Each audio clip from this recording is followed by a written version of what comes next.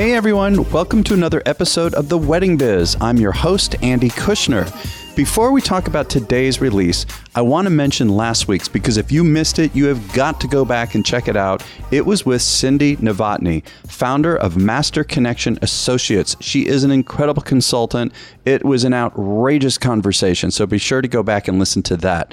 So this week features yet another dynamic interview with Bryan Rafanelli, and it's actually a re-release of my conversation with Bryan way back when I first started the show, and it was electric. And what's new is that we have created an episode of The Next Level immediately following this one in which my co-hosts and I pick out some highlights of the interview to deliver to you as specific tactical strategies to bring your business to the next level. And since my regular co-host Melissa is out on vacation, I am thrilled to announce my guest co-host, who will be Sean Lowe. Many of you know him. He is the founder and president of the Business of Being Creative. I released an interview of him February 19th. Be sure to check that out. Sean's firm is actually a consulting firm focused on providing practical advice to those in the business of being creative, which is all of us. So tune in for that one. So as I mentioned, you're about to listen to Bryan Rafanelli.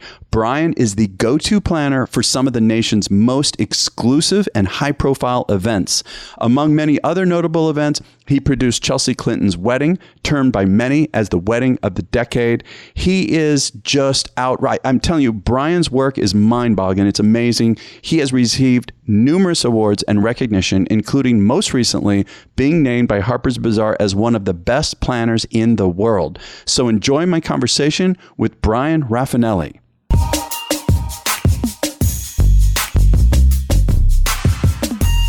From what I understand, you grew up in Rhode Island with an Italian family. That I could have figured out from your name. But an Italian family of a lot of lawyers. And that you, I guess, started out by studying to be a lawyer. Can you tell me about what was that like growing up for you in that kind of an environment? You know, was that a pressure that you felt? I didn't necessarily feel a pressure. I think it was part of my DNA that, you know, my father was a lawyer and he was self-made and wanted us all to do that because that's what he understood. I mean, it's much clearer for me right now, actually, than it was when I was a kid. But, you know, in matter of pressure, I just accepted it. I was like, this is what I'm supposed to do. Huh. But was it also other members of the family? There were a lot of lawyers. My oldest brother, my sister, all lawyers and, you know, just to be clear, it really was the thing they always talked about. And because my father was the baby of three, his two sisters put him through college and law school. Wow. It's what they knew as well, right? That was the gold standard, like become a lawyer. Like become a lawyer, be your own boss, bill by the hour. Like those were all those messages of like, this is what success is. Kind of an entrepreneur. It's your own way of being able to have control over your own. And just recently, actually, I just started doing some investigation on my grandparents, and both my mother's father and my father's father worked in the same tool shop in Providence, Rhode Island. Didn't know each other because the Irish were on one side and the Italians were on the other. So they were, you know, they were laborers. Like they didn't go to school. They probably didn't even have a high school education. But while you were growing up in this environment, did you have other passions? Was there anything connected to what I had every today? passion. So I was that kid, right? So I did cake decorating. I did flower arranging. I like used to do all of this craft stuff. And just, I loved to build things. I would build forts. It was like, I was always doing something. And my mother and grandmother, my mother's mother, were those amazing, encouraging women, right? They were like, oh, you know, you made this beautiful cake. You're going to be a baker. You know, oh, you did these beautiful flowers. You're going to be the most talented flower arranger in the world. Like, that's what they really would nurtured do. You. Oh, it was incredible. It was always all of whatever I did, even as weird or strange or ugly as it may have been, they thought it was beautiful. Right. And they gave me this confidence of, oh, I want to do all of this. And I definitely know that they perceived something. They were like, what's going on? You know, Bryan's the artistic one. Bryan's the creative one. Bryan's a little bit different from his brothers, they're great guys, but they're not in the creative field. You know, it's funny. Just yesterday, I was flying from somewhere and I was reading on the plane. I think it's Scientific American. It's a whole issue on creativity, you know, and really delving into, you know, different aspects of it. Where does it come from?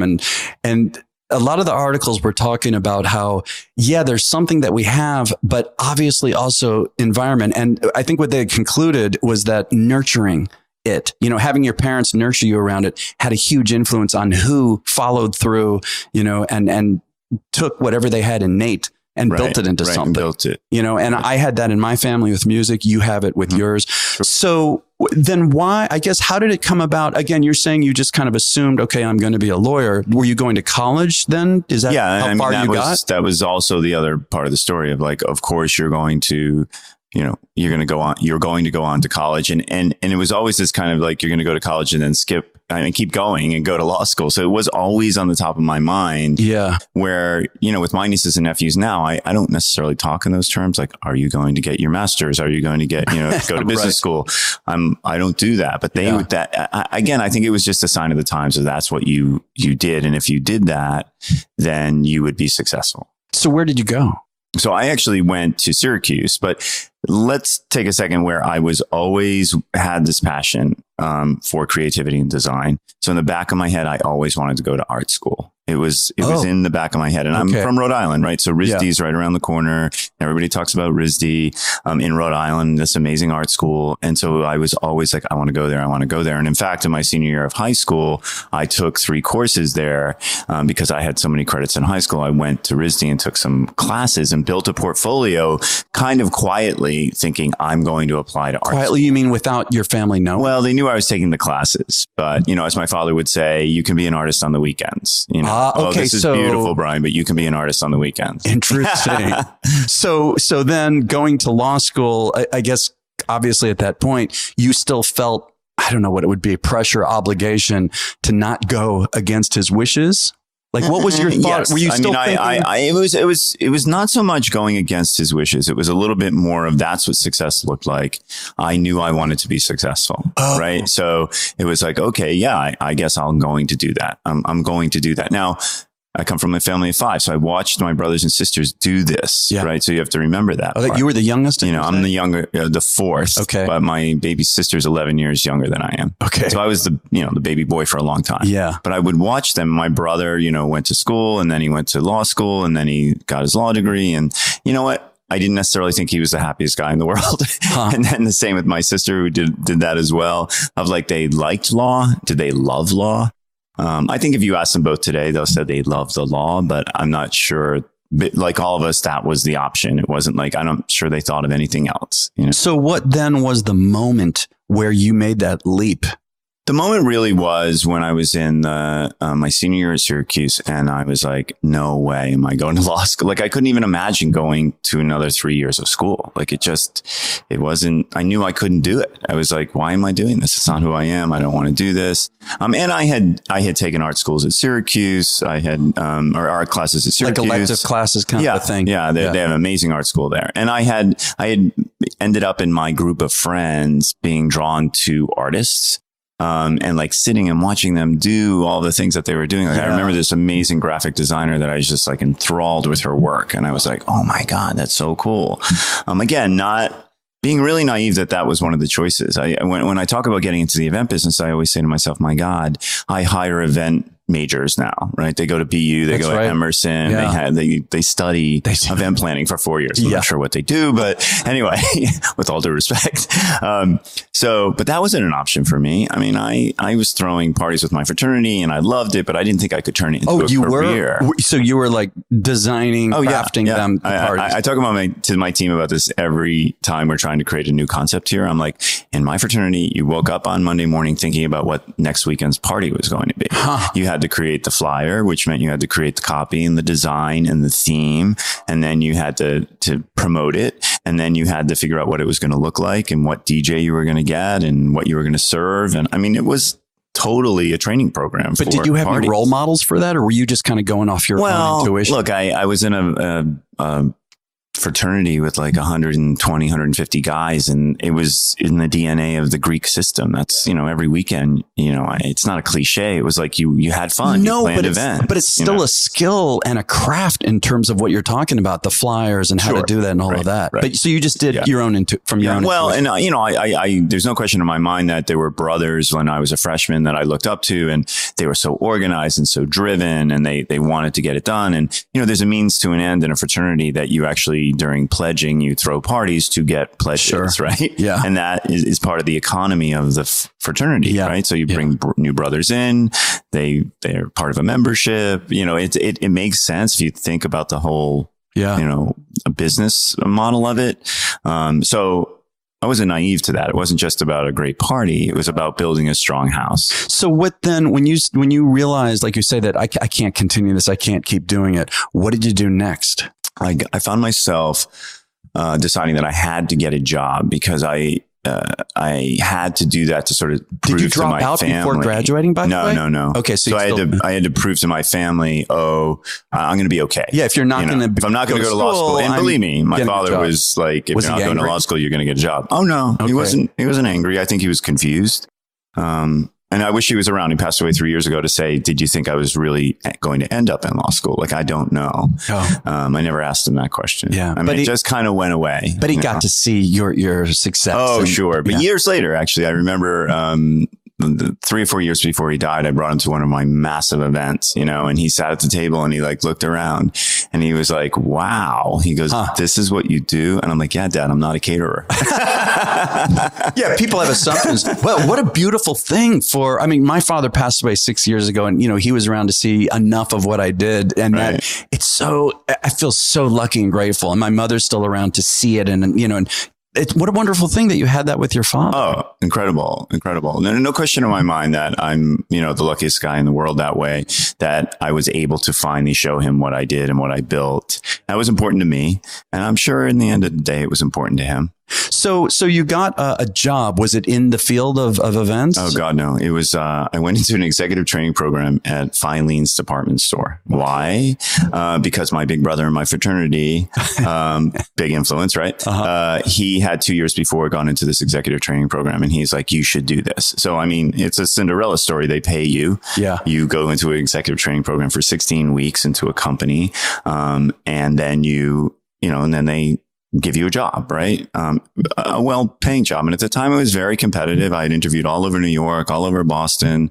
And I highly encourage young people to let a company teach you how to be an adult. Sure, on their dollar. Their dollar. I agree. I look at, I didn't like retail, but I will tell you what I learned was how to get up every day and go to work and pay attention. I know. Do a good job. And they were willing to put up with all of that and learn how to run a business. So I am not, I'm not sorry I did that. I think at the time I was like, what am I doing? I started in China Crystal and Silver, right? Random. And then went into infants. I was buying little infant clothes, right? It was like crazy, but it didn't really matter what I was buying. It was, I was learning this business. No, I get that. I told you earlier, I sold for IBM for a while, and their training program was 9 months out of Boston. And I at first I wanted to be president of IBM. I was and then after pretty soon, within 2 years, I realized this isn't for me. I need to do something that's more passionate. And I was, you probably had this too. I would wake up and just think, oh shit, I got to go to this job, and I'm banging my head on the walls and wearing this suit. And then later I look back, thank God for that experience. Same thing as you, right? Of course. To learn the discipline, turn the business of business, how to communicate with adults, how to think in this different way, which, as you know, applying business to the arts is a very complicated thing for most artists. Very. So, and I even think Rafanelli's not a company that today you should come to right out of college. We're not built that way, but a giant corporation is built that way. They want to bring in this young talent. They want to see who rises to the top. I highly encourage it, but that takes a specific kind of operation to make that work. So what happened with you from there? What was your next step? From there, it was in the mid 80s, and the AIDS crisis broke out, and I had a friend who passed away to AIDS, and so I went and started volunteering for this nonprofit and joined the special events committee. So that was another training ground. Well, concepting, designing, and executing events was exactly what I do today, right? And it was, again, I tell young people all the time, go work for a nonprofit. Like, go on their dime, do well, but you learn so much and you'll get more responsibility in an operation like that. That's what happened to me. I mean, I started not only just volunteering, like, sitting behind a registration table or doing auctions or getting auction items and getting sponsors and selling tickets and doing opening ceremonies for walks. And I did all of that. And they finally came to me and said, we got to pay you to do this. Like, you're doing too much of this. And I was like, okay, but now I'm skipping a part. I finally went to design school. Oh, you did? Yeah. So I went at night. I went to a school called the Boston Architectural Center at the time. It's now the Boston Architectural College. And it was a very intense night program. And I decided that I was going to be an interior architect, that, I loved organization and I also liked design and I wanted to bring the two together. So I did that actually for 2 years. Went to school at night, worked during the day, got a great internship, doing amazing work in a small firm. And all of a sudden, all my worlds started to come together. It really was this idea that, I could design, I could throw parties because I love doing it. And I could have my own business. How old were you at this time? Just so I can follow. I was 27, maybe. Oh, okay. Yeah, wow. Yeah. Mid upper 20s. Yeah.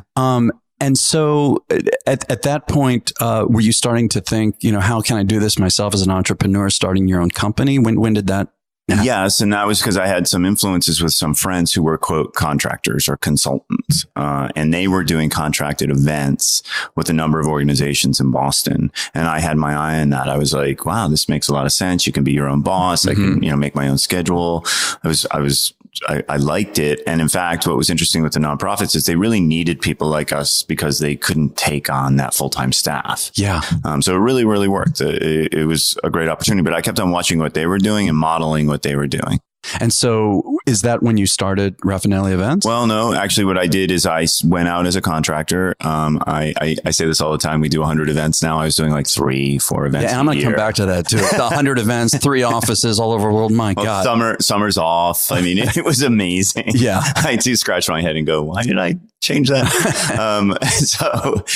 It was a great time and I was young. Don't forget, so like to go to the Cape for the summer and then come back and do a fall project and then do a winter project. And I was like, this is living. Right. The only problem with that is I was like going deeper and deeper into debt. Yeah. Yeah. When I started my company, I think I had $30,000 on a credit card.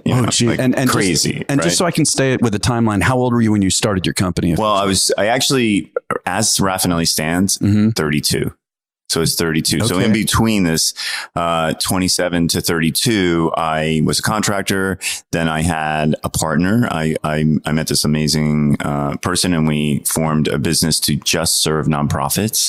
And that lasted about 4 years, which was great, except I could see, the future. I was like, we have to go and work for these people who are chairing and co-chairing these events and raising the money so we can do the good work. But we couldn't just stay a nonprofit. It couldn't sustain a business. Sure.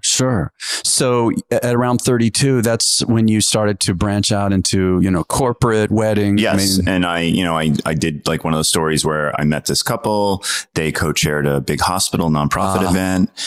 We hit it off. Yeah. And they came to me and said, will you do our daughter's wedding? And I'm like, I'm not a wedding planner. And they're like, you're a wedding planner. I'm like, no, really. I've never done a wedding. I helped with my sister's wedding. Yeah. And this amazing person said to me, we will help you do this. And wow. So now, mind you, I mean, they're actually dear friends of mine. I just finished doing their 5th granddaughter's. Come on, granddaughter. So I've got a big legacy there with them, right?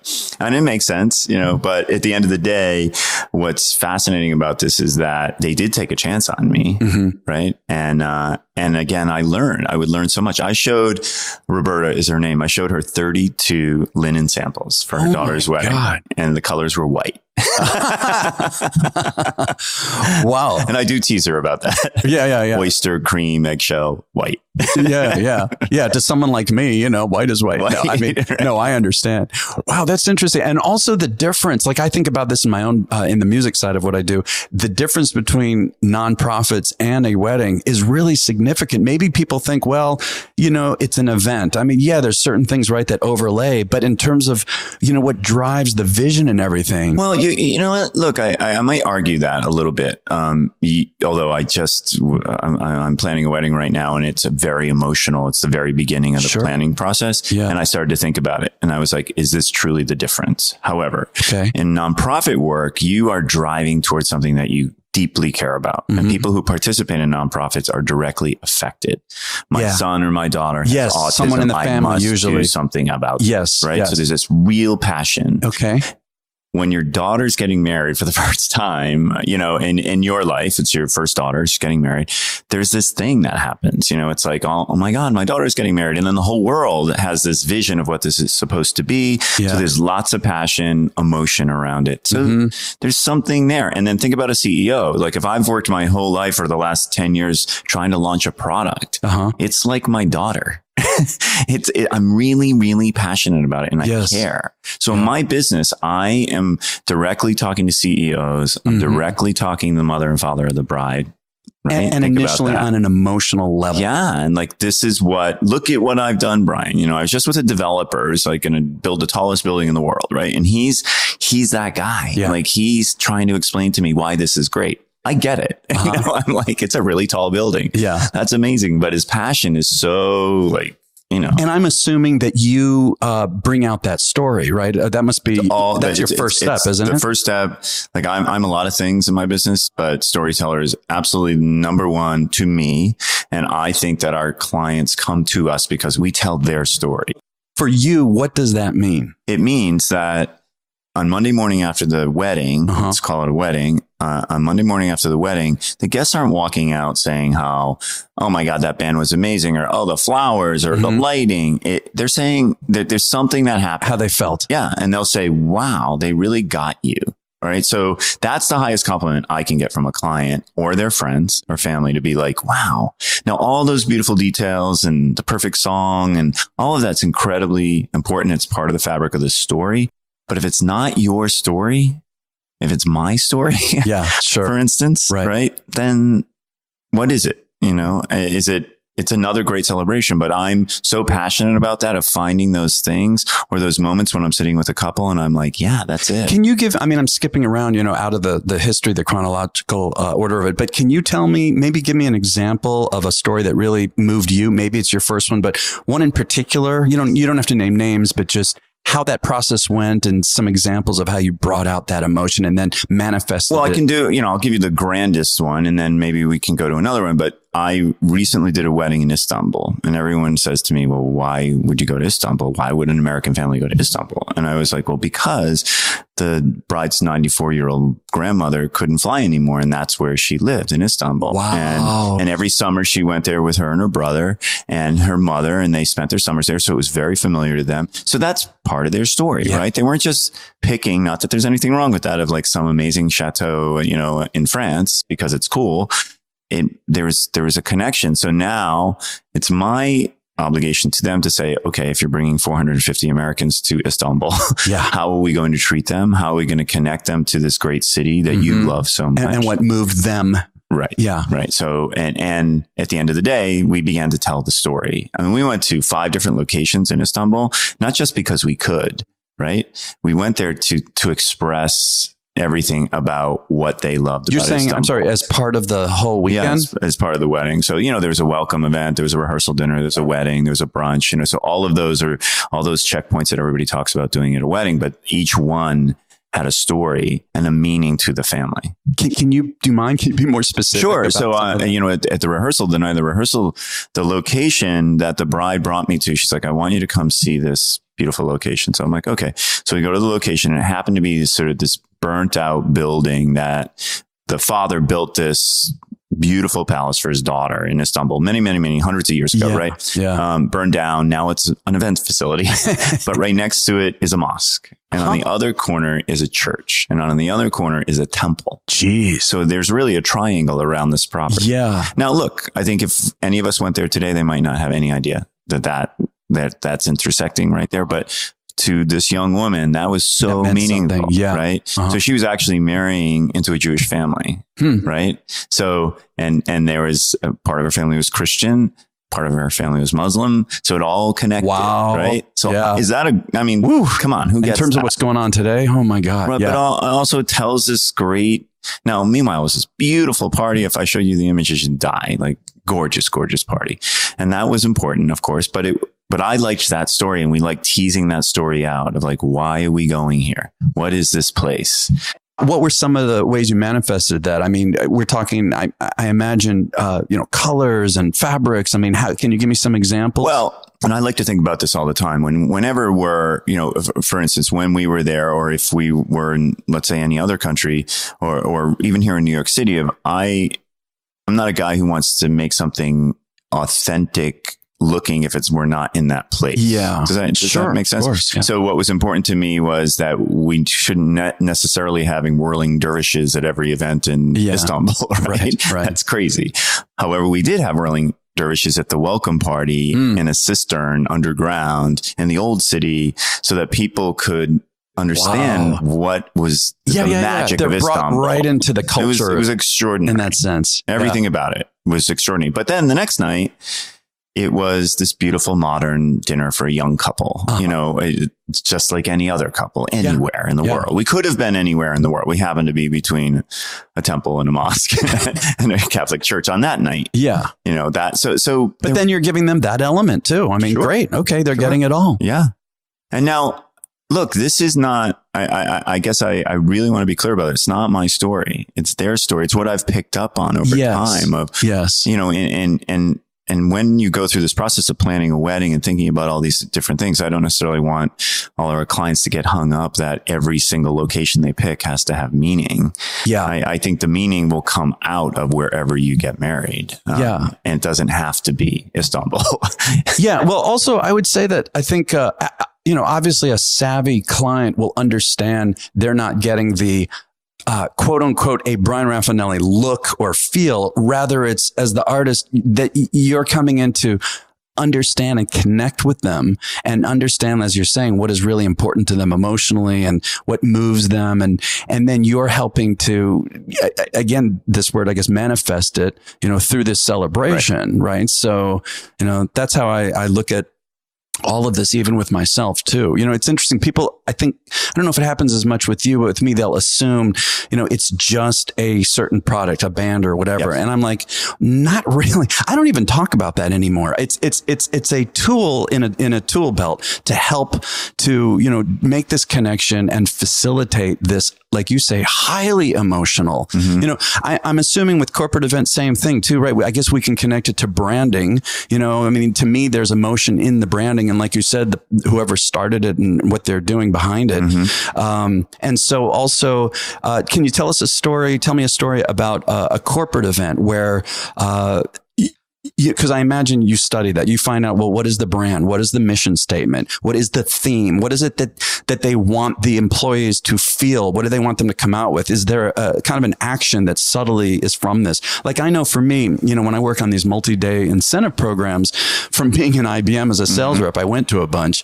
So I know what we like, what we don't like. And the idea is if it's an incentive program, you're motivating them, you're thanking them for the performance they gave, but you want them to do it again. And you want them to go back to the office, tell the people who didn't qualify, oh my God, we did this amazing thing in the Grand Cayman. You got to make your numbers. So this happened at IBM. I remember they would say it was called the 100% Club. And everyone was telling me, the veterans, you got to make your numbers just to make the 100% Club. And I'm thinking, really? Just one weekend? But if it's that spectacular, so how do you look at this is my, like, sort of, let's go back to the first part of our conversation about becoming from a family of lawyers and like laying out the case. You know, Okay. this is, okay, these are all the measures. This is what you've talked to us about. And in a corporation, you know, most of the companies that I'm working for, they have a brand book. You know, they have a global brand. Sure. They have global colors. They have global emotions. They like, you know, so they're putting that forward all the time.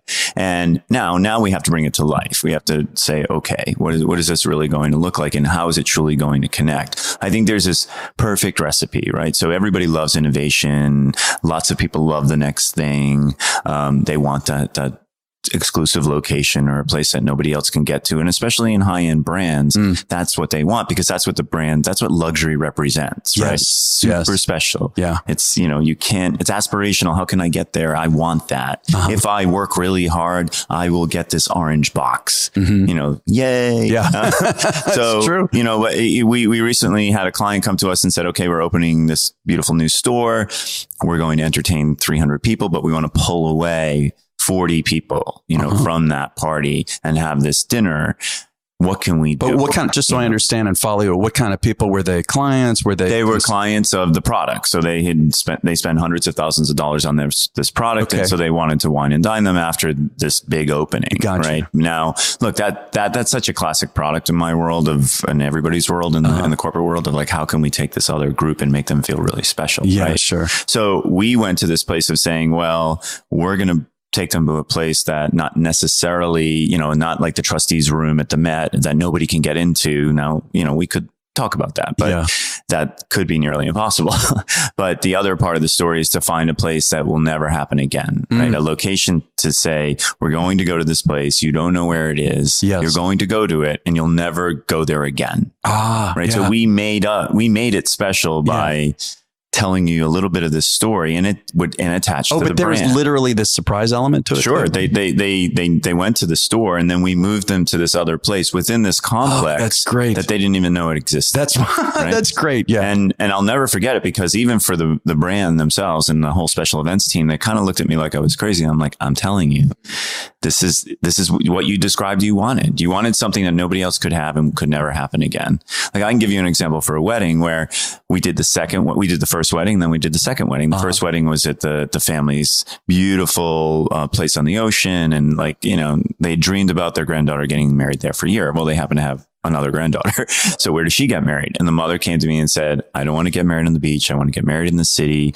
I want it to be in place different than anybody else. I don't, and I never want anybody to be able to get married there again. It's a true story. Okay. Whew. All right. So I, in the back of my mind, had this conversation 10 years earlier with a very high-end corporate client about building a barge on a river. And we priced it all out. Great idea. And it didn't. And they didn't do it. They didn't end up doing it. Okay. But I said, well, I have this crazy idea. And they're like, what? And I'm like, well, ready? We'll build a barge. And they're like, what? And I'm like, yeah, we'll build a barge. Yeah, the connotation of a barge. But keep going. Okay. Well, it's true. And I'm like, don't think garbage barge. Yeah, right. Think beautiful barge. So we literally built a barge.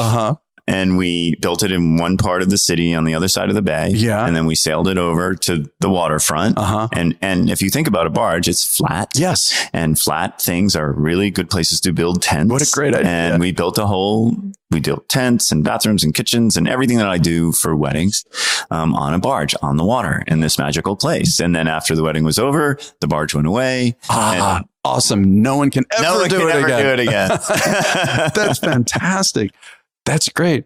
Wow. And I guess similar things also with nonprofits, right? I mean, like coming back to that again, the emotion of the people for it, and then wanting to create, an experience, right? So that people are moved to want to contribute more, right? To feel like something, Yeah. You know what I want to be careful about for people who are listening to this is that we can't leave or push aside the really important things, that people want their time respected. They want great service. They want to know if I'm going to give up an evening of my, time away from my family, especially in the nonprofit world, but even for weddings. I mean, imagine how many weddings you go to, that I respect you. I'm going to invite you in. I'm going to tell you these stories. I'm going to tell you that I want you to keep investing in this amazing thing. and therefore I need to create this 4 hours that is so incredibly powerful. And then I'm going to go home and I'm going to think about it. And I'm going to say to myself, I'm glad I gave them my money. I'm glad I gave them my time. Sure. They really respected me. They clearly know what they're doing because they told their story and they told it clearly. Like, that's the nonprofit message. If we jump to a wedding, I still think you owe that to your guests. Yeah. You owe them this idea of saying, yes, you're going to come, you're going to take your time away from your family and join us and celebrate. And I'm going to promise to you that you will have this wonderful night. And it doesn't have to be a stumble, right? It doesn't have to be on a barge. It can be in the farm. It can be in the backyard. I mean, I've done, plenty of really wonderful family weddings that are small and perfect and not that special places, but the wedding itself was special. Boy, it's interesting that you talk about it like that in terms of their time. Like, I haven't thought about that. Like, I assume it, within the context of what I do, but that's interesting to think of it that way. And I would say even more so, corporate event, nonprofit, especially these executives and everyone who have to take, this is precious time. And as you know, at that level, they're going to a whole lot of events. There's a certain amount of obligation and things like that. So, I also want to ask you about the business of this. I mean, as we said, to marriage the art and the business together is so complicated. And you've built this, very successful business. From what I understand, 3 offices, right? West Palm Beach and Boston and New York City. Right. For a time, you were also in DC. Mm-hmm. You've got, 30 plus employees, something like that. Yes. And over 100 events a year? Yeah. Is that roughly the number? We move between 75 and 100. Okay, but still a lot and a lot of super high end stuff. How have you been able to handle or manage the business of this? How has that gone for you? I can say very carefully and thoughtfully, but with the eye on if I want more and more of these incredible experiences, because people ask me that all the time, like, "Oh, Bryan, you've done this, you've built this. What do you want? What do you want now?" I'm like, I'm a lucky guy. I get to go to these amazing places, be connected with these amazing people, get inside their families and have, amazing experiences. That's what I want. So I feel strongly that I wanted to build that. I wanted to build an operation that could handle that. And the only way I can do that is with people, because all I have is time. Yes. Right. And that's what I sell. I sell time. Yeah. And that's all people have. So how much time is in a day? How much time is in a week? How much time is in a month that I could actually give to this? So I just decided that I would multiply. I would grow, very carefully and thoughtfully, and also without losing, my story of like, who's Rafanelli? What makes us different? How do we protect that? How do we deliver that to every client? I don't go to 100 events a year. Right. So how could I make this bigger? And that was just a choice. There's folks in my business, of course, as you know, that have very small operations. Sure. And they choose to keep it that way. 8 weddings a year. And that's what they want to do. And, or 8 events, I should say. Yeah. But still, it's one thing to want to expand in that way. It's another whole different thing to be able to do it effectively, efficiently, productively, and then to keep that quality across the board. I mean, obviously, like you say, you can't go to every event. So obviously, I've already met a few of them, your team, how you choose your people, but still, that's a pretty intense skill to be able to choose the right people. I mean, I don't know about you. I went through many assistants before I finally found the people I have today who are spectacular. Right. But oh my God, was it painful getting up to that point of learning how to choose the right person. And then I don't know about you, but for me, I feel like I've been doing this 20 something years, 18 full time. I feel like only in the past 2 years am I really an effective CEO. It took me that long. I mean, how is that for you? I mean, again, it's still another thing to decide to expand it, but to do it effectively. Look, none of it's been easy, but I really have loved the challenge. So I love the business side of my business as much as I love the creative side. That's interesting. But in this 20 years of being in business, there was a turning point where I was like, I want to build this. I want to, concept these amazing ideas, but I'll never be able to do that unless I build a strong business. Yes. So if you go to a nonprofit, right? If you think to yourself, I can't, no nonprofit should be throwing some lavish, outlandish party if they're not raising the money to make that make sense. Yes, sure. And in our nonprofit events that we do, we offer that. We work with development teams. We're like, okay, this is how you raise $1 million. This is what it looks like. These are the committees you have to have. This is the sponsorship you have to have, so that you can in turn have an evening that represents that. You know, we need to do that. Now, same thing in the wedding business. This is how much I believe I want to spend on my daughter's wedding. Great. This is what that looks like and why. This is where the value is. This is probably what you don't need. Yeah. This is what you should invest in. So it's the same as my business. I mean, it really is the same as my business of like just saying, look, I had to come to a point where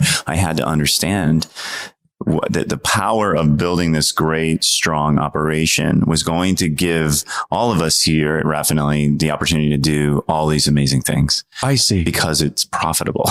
Yeah, sure. Of course. So you're saying, so that's why you love the business of it as well. Yes. It's really all the same thing in a sense. Yes. You know, that's such an interesting concept. I mean, I had struggled with that for a while. You know, at first it was very exciting. And then I was I wish I could only be creative. And then to bring it together where, like you say, managing a business is, like you say, similar to what I do with my clients. Mm-hmm. That's real interesting. You know, I was just thinking to myself, I've never really imagined not owning my own company, right? But I guess, you know, maybe on the creative side, the fantasy would be, well, I could go to some amazing organization and be the creative director and not worry about how to pay the bills, right? How to turn the lights on. Not my problem, right? That's never been in my DNA, right? So I don't think that way. So, you know, when I started to look at the amount of time I was putting into projects and looking at how much I was making, the profit, I was like, something's off here. We've got to figure this out. And I have to express my value to my clients, because what do I sell? I sell time, you know, and how do you put a number on creativity? That's a really tough one. That is. And it's tough for me. I mean, look, I hire interior designers. I hire people in the creative field, right? And so I have to understand the value of what the product they have to offer and what they put into it. And then I also have to consider how brilliant they are. And what's the value of that? And so that's hard. That's hard for us creative people. It is. And what, you know, connecting to that is getting the clients. I mean, you know, for the people who know who you are, okay, fine, they get it. But to the ones who may not necessarily know, how do you, or maybe someone on your team is the person who does it, but how do you translate that value to someone who might not already be very well familiar with what you do? I think the you know, any successful company, you have to look at the people that are telling the story and how they're telling the story. And if they're telling the story correctly and they're successful, then can you model that? Right. So if I go back and say to you, I know for a fact that we are completely transparent, that we want to sit down with you right in the in the beginning to say, this is how much we think your wedding is going to cost, because we know there's value in that. So the mystery's taken away, you know, and you accept it, we accept it. And we're like, this is great. Yeah, you know, sure. Yay. There's all these little pieces of the puzzle that to me begin to tell the story of, you can trust us. We have your back. Through that process. Yes. Right. And that's not unlike, you know, to break it down into walking into a retail store right now, you probably could. I mean, many companies do, of like, what is it that we're going to present to you so that you trust us and we want you to come back because you had this great experience. Hotel business is classic for it. So why is my business any different than that? Of like having all these touch points that you're like, yes, this is where I'm supposed to be. But to your question about how, you know, I am not that guy who wants to believe because I have 15,000 followers on Instagram that's going to give me business, right? Sure. So my best customer is still sitting in the room. And so if you're listening to this in LA right now, that might be a problem if you're not coming to a project we do in New York, right? Yeah, sure. But that's the true, you know, true test. If you come to one of our events and you are connected to the family or the company or the nonprofit, you're going to begin to understand the value, and then you're going to think about it. I always say this, it could take 3 times that you experience one of our events, and or read about us, hear about us, whatever. And then all of a sudden you're like, you know, I want to throw that 50th birthday for my wife. Yeah. And I heard this guy, or I read this. I used to, you know, when people used to tear things out of magazines, this guy used to tear things out of magazines and drop them in of all the things he liked. And he kept on reading different things about Rafanelli. And he finally called me and he's like, I'm turning 50 and I said to myself, when I turn 50, I'm going to call this guy because I read this article. Yeah. So it's not just coming to a Rafanelli event, but those are all the layers of how people come here. It all comes together. So in the midst of all of this, so much going on, how about your personal life and balancing? That's a big challenge. Okay. Must be a challenge, huh? So, why are you laughing like that? Well, I laugh because, my work is my life. My life is my work. And I think that as long as everybody understands that around me, I have a partner of 27 years. Right. So he obviously gets that from the start. Has to, or why would you stay? But still, I'm going to get real, specific. No. What about literally time together versus time apart? I mean, how do you deal with all I have is time. So it's look, it's not like, okay, I have this block of time. However, it is in some ways just being thoughtful about, these are all the things that we want to do. These are all the things we want to accomplish.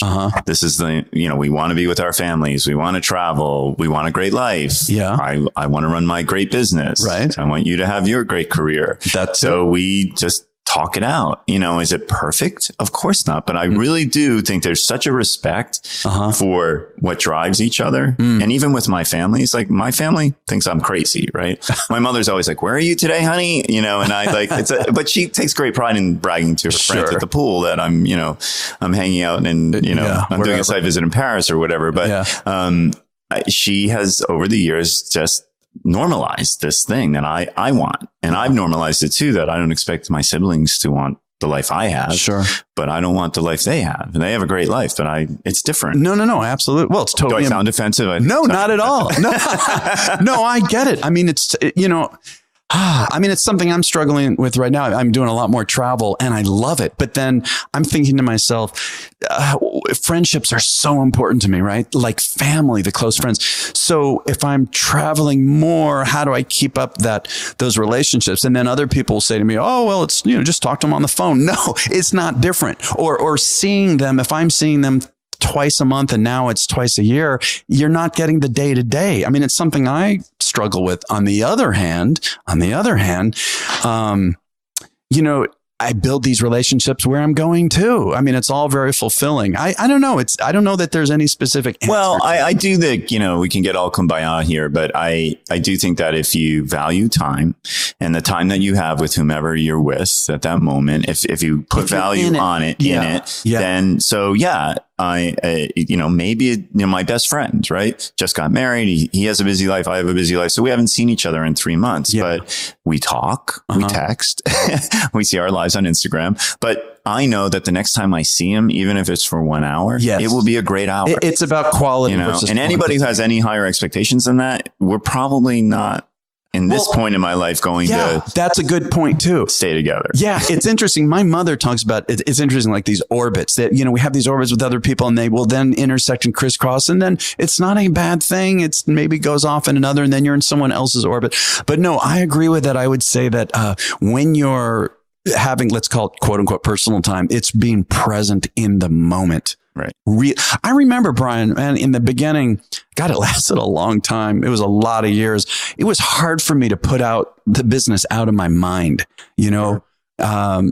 when I was hanging with friends and everything, when I was younger, I remember that. And now, I know what you're talking about. I can be with people now. It doesn't matter what's going on in my business life. I somehow now am totally there with them. I feel so much more satisfied. Think about when you're younger and I'm not so sure age has anything to do with it. I think it's different phases of your life. But when you're younger, when I first got out of school, I went to the Cape every weekend and we were, my friends, we were always together, always doing stuff, renting ski houses and summer houses. But then, we got in relationships and had families and and it all changed. Yeah. And I always say this, between my 20s and 30s, I lived 5 lives, right? And then when I was 32, I decided I wanted to start a business and be really successful at it. So I dove into that and I was like, this is what I want. And quite honestly, I got really bored with those other 5 lives I was living. I was like, I think I want to do this. Yeah. And that's what I did. And so, either you're with somebody like that or you're not. Yes. And that's okay. And so but I have great friends. I have friends who again, if I haven't seen them for a year, my little brother in my fraternity, when I'm in Philadelphia, was there a lot last year. And every time I was there, we'd have lunch, and it was like, we never left each other. Like, everything was normal, but there was no pressure of like, why don't I see you in the summer? Sure. Why don't I'm like, I would say too, I mean, maybe this is obvious, but, I feel like when I'm really happy in my, again, call it career, business, whatever you want to call it, I'm happier in the relationships too. of course. Yeah. So I think that has a lot to do with it too. Sure.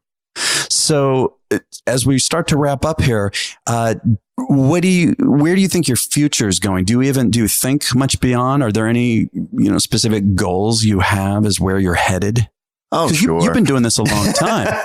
Well, I said it a little bit earlier that I'm completely satisfied with the business that I've built. Mm-hmm. But because I described that Istanbul project, you get, when you taste something like that, you want another one of those. Yeah. Right. So, and those are like, they're tougher to get. Yeah. That's like the golden ticket. So how many times in a lifetime can you have that? Now, look, I've had some amazing experiences, steak dinners at the White House and Chelsea's wedding and, all of this stuff. So I have to remind myself that those things fall into your lap and happen. So I want to do all the things that I can to make sure there's room for that and that will happen. Yeah. And so I seek that. I've always wanted to do a book. So I'm working on a book right now that hopefully will come out in the fall of 18. And that's just, I want to do a book that sort of celebrates all the hard work of 20 years. Yeah. And I think that'll be great. Yeah.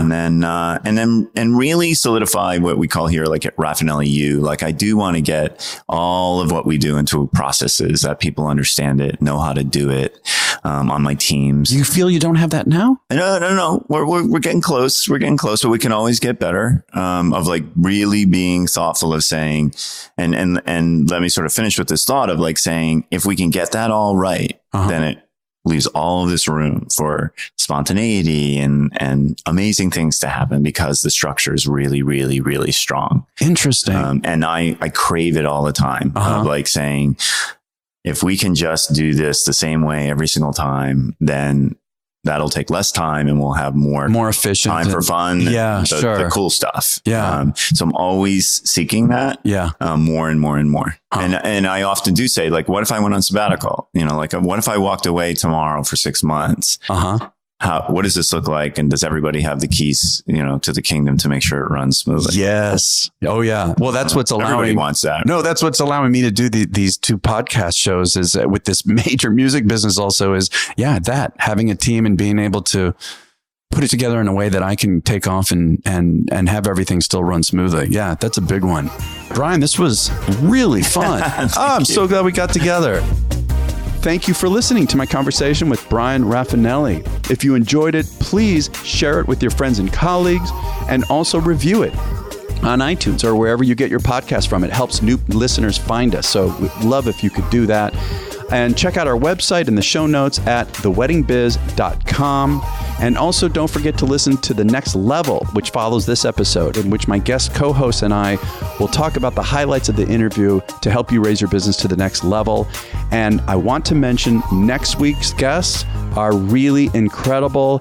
We are talking about Style Me Pretty.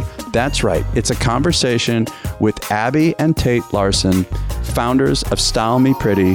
If you happen to be aware of this story and what went on just like 5 months ago or so, you have got to tune in. This is an exclusive, in-depth conversation with Abby and Tate, founders of Style Me Pretty. So be sure to subscribe and we'll check you out next week.